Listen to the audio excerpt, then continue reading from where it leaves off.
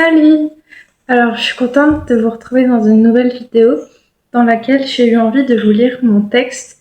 Donc, c'est un texte que j'ai écrit ce matin et qui m'a été inspiré par le Nicoletta Piccioli-Tarot. Donc, je vais vous montrer des cartes de ce jeu qui m'ont particulièrement inspiré pour ce texte. Donc, il y a celle-ci, avec le labyrinthe, celle-ci,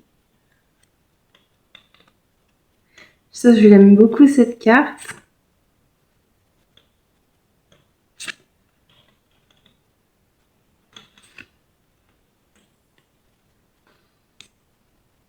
qu'on entend le bruit de l'eau parce que la fenêtre est ouverte.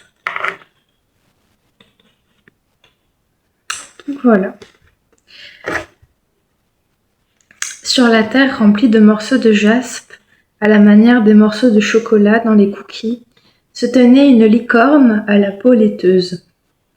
Les bruits de sabots étaient aussi réguliers que le métronome des musiciens.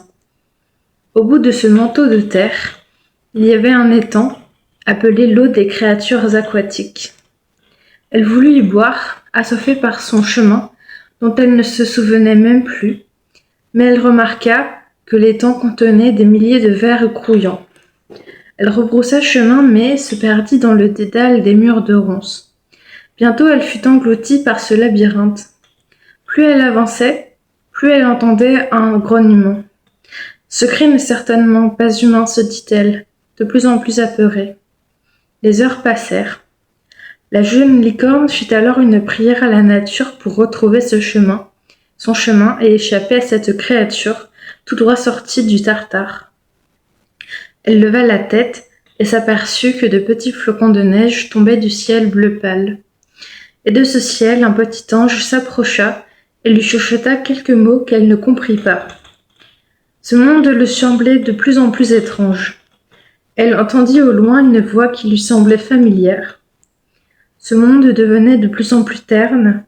C'est comme s'il s'éloignait d'elle.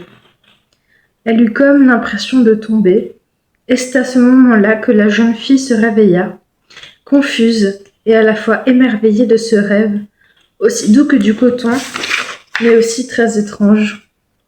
Elle se fit dès lors la promesse de retourner dans ce rêve aux couleurs délavées. Puis elle quitta sa chambre pour rejoindre sa mère, épuisée par le sommeil profond de sa fille.